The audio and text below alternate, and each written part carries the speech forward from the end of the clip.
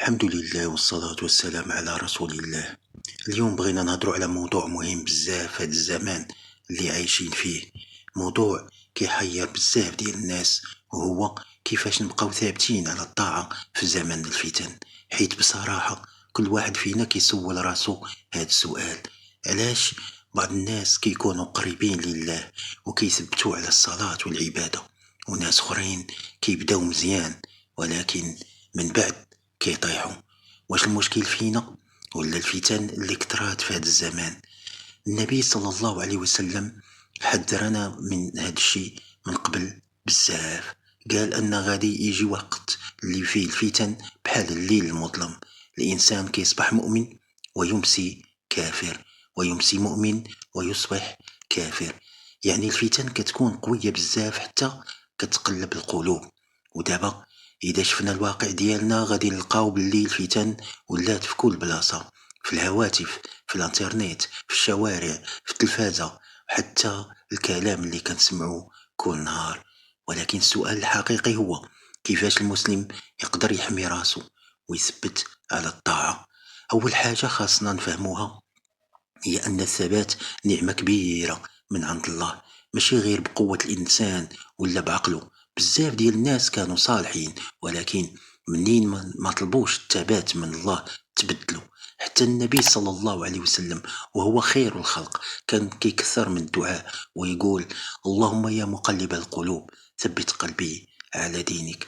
إذا كان رسول الله صلى الله عليه وسلم كيدعي بهذا الدعاء، فشحال حنا محتاجين ليه؟ إذن أول سر من أسرار الثبات هو الدعاء. دعاء صادق من القلب.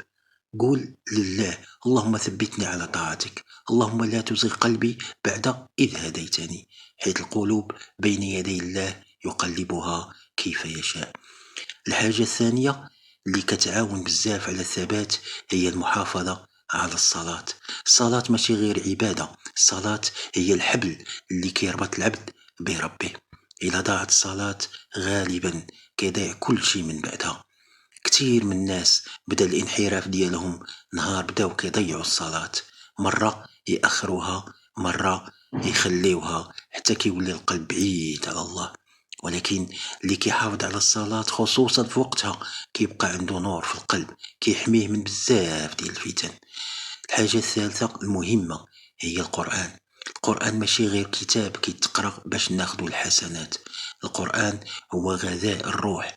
إلا كان الإنسان كيقرأ القرآن كل نهار حتى إلا غير شوية القلب ديالو كيبقى حي. ولكن إلا بعدنا على القرآن القلب كيبس شوية بشوية. وشحال من واحد كيقول: كنحس براسي قاسي القلب. إلا بغيتي ترجع اللين لقلبك ارجع للقرآن. الحاجة الرابعة هي الصحبة الصالحة. الإنسان بطبيعته كيتأثر بالناس اللي دايرين به. إلا كان محاط بناس كيشجعوا على الطاعة، كيذكروا بالصلاة وكيعاونوا بعضياتهم، غادي يبقى ثابت إن شاء الله. ولكن إلا كان محاط بناس كيضيعوا الوقت وكيشجعوا على المعاصي، غالبا غادي يتأثر بهم. النبي صلى الله عليه وسلم قال أن الإنسان على دين خليله، يعني شوف شكون صاحبك تعرف الطريق اللي غادي تمشي فيها. الحاجة الخامسة هي البعد عن أسباب الفتنة. بعض الناس كيقول الفتن كثيرة، صحيح، ولكن حتى احنا خاصنا نعاونوا راسنا.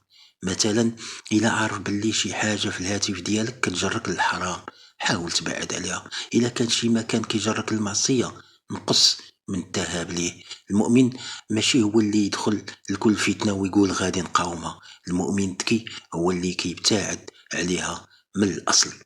الحاجة السادسة هي تذكر الآخرة. الدنيا قصيرة بزاف، الإنسان ممكن يعيش سنوات قليلة وتمشي حياته بسرعة، ولكن الآخرة هي الحياة الحقيقية.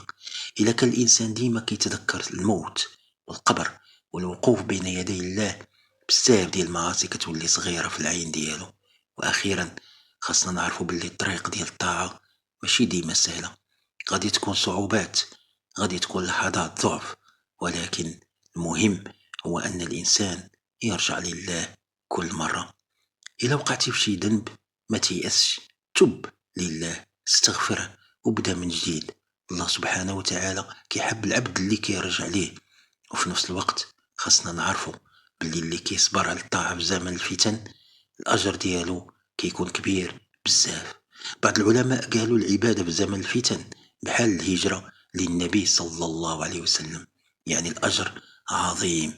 فحاول تكون من الناس اللي كيثبتوا حتى إلا كانوا قلة، حيث في كل زمان كانوا ناس متمسكين بدينهم، وهاد الناس هما اللي كيربحوا في النهاية.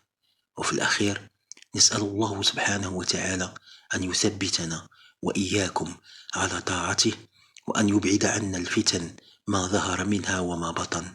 والسلام عليكم ورحمة الله تعالى وبركاته.